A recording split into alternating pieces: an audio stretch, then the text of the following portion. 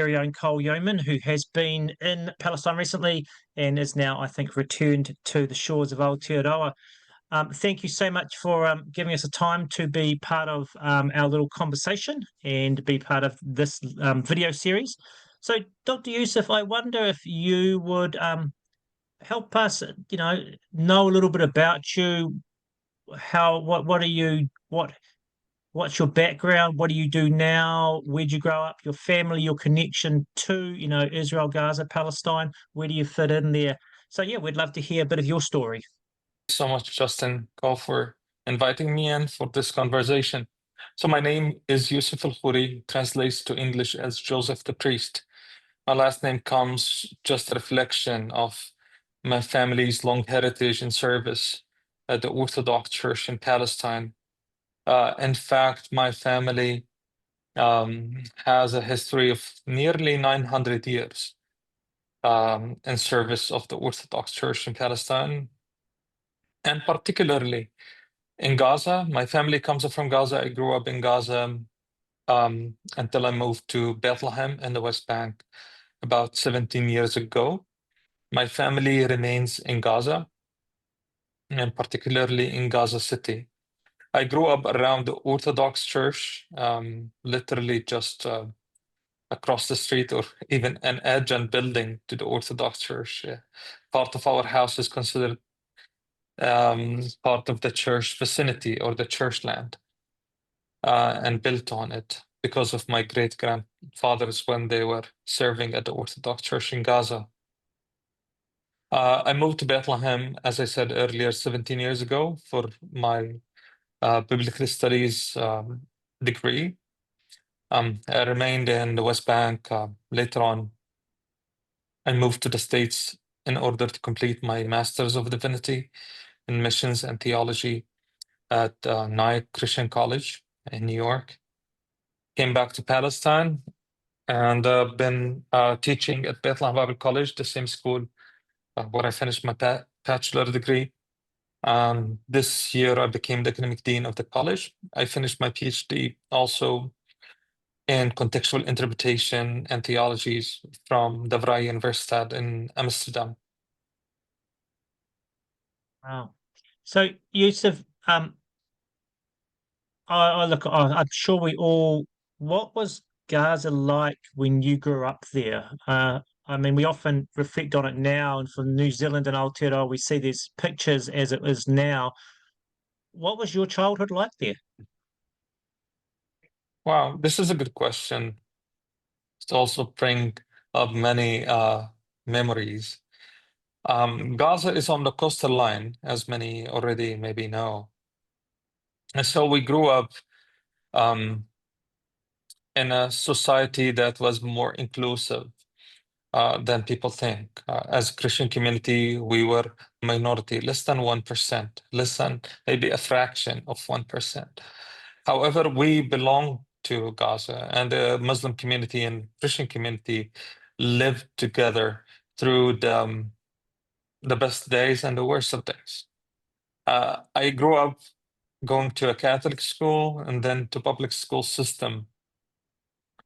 And as Palestinian Christians, sometimes there were some challenges, but other times just the life experience in Gaza in terms of the people. People in Gaza are very hospitable, are loving and caring people, or resilient. We are deeply connected to the land, and I would say also to the sea of Gaza. So our rootedness in Palestine go very long and deep in history. Gaza was first a settlement of humans around the 3rd millennium BCE. So for 5,000 years, Gaza has been an important part of the ancient world and our current world. Of course, unfortunately, people get to hear about Gaza only when it's news of war and violence. They don't get to see and read about Gaza in terms of times of where people actually just enjoyed life. And this is what the people of Gaza are asking for, just to live in freedom and dignity on their homeland.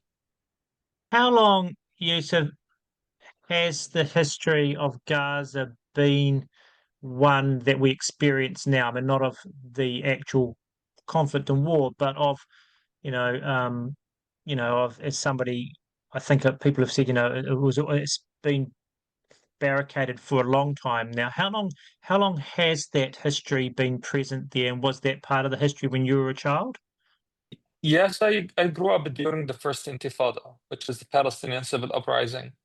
That's mostly nonviolent civil uprising, which started, in fact, in Gaza. More particular was at Jabalia refugee camp. Can you give for us audience, can you give us an idea of why was there an uprising? Why was there predominantly a non-violent uprising? But what was the background that actually why there even was an uprising in the first place? The reason of the uprising was the Israeli military occupation of Gaza since 1967. And keep in mind that Gaza was also occupied by the Israelis in 1955. However, due to their negotiation with the Egyptians, had to withdraw back that line, which created later on what became known as the Gaza Strip. The Gaza Strip that we know now was much larger, but the Israelis over the years shrinked it into the size that it is right now, and now it's even much smaller with the so-called peace agreement. And the constant violence and attacks of the Israeli military and settlers on Palestinians in Gaza that caused the uprising. There are stories of young men who were killed by the Israeli military for no clear reason. That was I would say, the trigger for the First Intifada. But it was a cumulative. It was years of injustice, oppression, and domination that caused the Palestinians to go out on or well organized and I would say also nonviolent resistance to the occupation. So there's over 60 camps throughout the region, and your own family also have experience of not living in the camps but being displaced, I believe, right? Do you want to just touch on that? Yes, it's true. So my maternal family was displaced from their hometown in Jaffa, in 1948. My grandmother, her name is Jamila, she was 10 years old when her family was forcibly displaced from their hometowns. They were packed on a truck, the back of truck, and sent to Gaza. And they never were allowed to return to their hometowns, despite the fact that the international law grants them that right, the right to return to their hometowns. However, Israel does not abide by the international law in many ways. So about 70 to 80% of Gaza population is refugees who come from historical Palestine before 1948.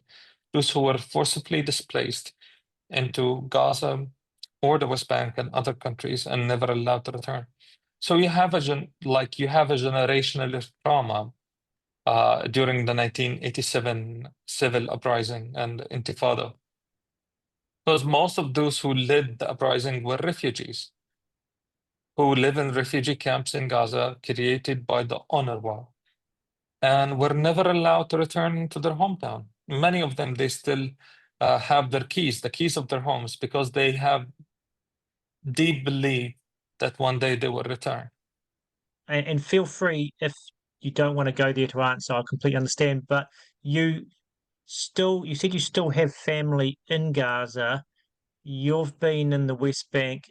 They've been in Gaza for the last few years. I'm understanding. I'm just interested in what you want to say in relation to your family that has been present in Gaza for these last few years and how that's been for them, for you. I mean, none of us can understand that experience, but if I'd be interested in anything that you want to share about that. The experience of my family in Gaza has been very traumatic. Many ways. Long nights and days of no sleep, no food, no clean water, no medicine. And I can't just applaud them for their resilience, for their active sumud in the face of such brutality and dehumanization and demonization that they experience, not only by Israel, by the way, but also by the body of Christ almost across the world. I've seen many Christians refusing, in fact, the whole idea of a ceasefire in Gaza. Christians who even demonized their siblings in Gaza, right? And gave a theological justification for the genocide to continue going, just ignoring the fact that my family, many other Christian families, and the total Palestinian population have suffered. We are traumatized as family members away from Gaza, but we still feel the shakes of every bomb. We feel the cries and we feel the sadness of every mother lost a child and every father lost a child. So as I think as a nation, we are traumatized. I won't say beyond repair because I believe that Christ can heal the wounds of our nation. I still convinced that as a nation we need long time for healing after what we have experienced. But I'm still also want to say that I feel such an honor to be part of the Palestinian people and a Palestinian nation. We belong to this land. You know, the difference between a native community and a settler community. A native community feel a belonging to the land. The settler community claims that the land belongs to them. This is a key difference. And we belong to this land. We are rooted in this land. As my great-grandfather served the church and the gospel of Jesus here for 900 years, I desire that the Christian community continue to be a witness for the glory of God, even the midst of darkness, the midst of war, the midst of genocide, to be faithful. And the Christian community in Gaza, I've been in touch with many people in the Christian community, never said that God abandoned us. Just like it's very fascinating to see their faithfulness, their deep belief in God, that God is good, and whatever happens, we know that God will always redeem. I don't know, but I wondered also just whether it's like worth acknowledging just in this part, whether it's just worth acknowledging as well, like what, for those who don't know, what the churches in Gaza have faced as far as direct targeting during the last 2 years.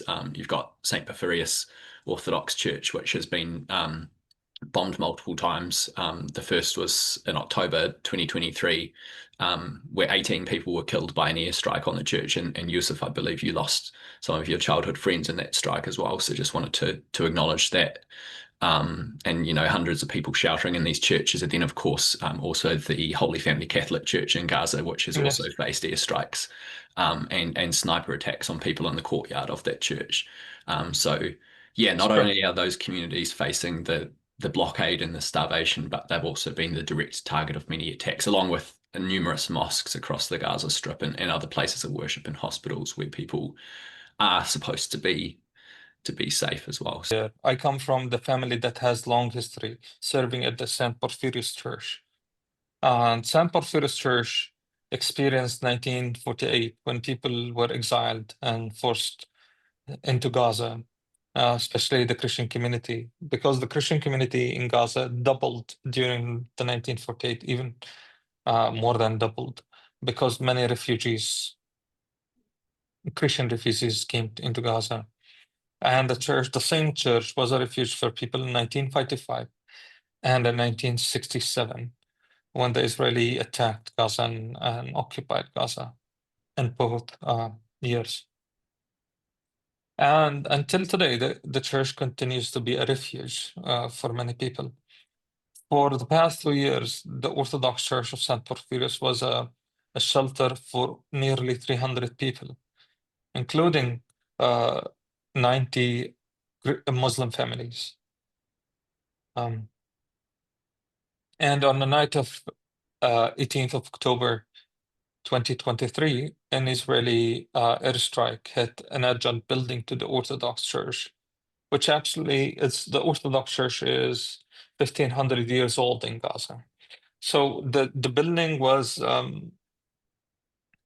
damaged, collapsed, where people were sheltering. 18 people lost their lives, and throughout the past 2 years, nearly 30 Christians lost their lives. They were killed in cold blood by the Israeli military in Gaza. These are pictures of few of those who lost their lives. So people with stories, with hopes, even entire family lineage were killed by the Israeli military. For example, you can see, maybe I should just show it here clearly.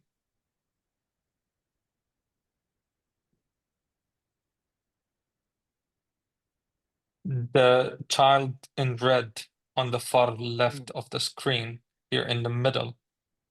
Next to him is his father. Under him is his uncle. And the two ladies on the top of the screen taking picture together are their wives.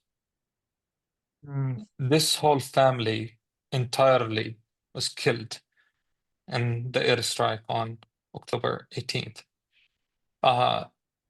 Beside that, the three children of their cousin,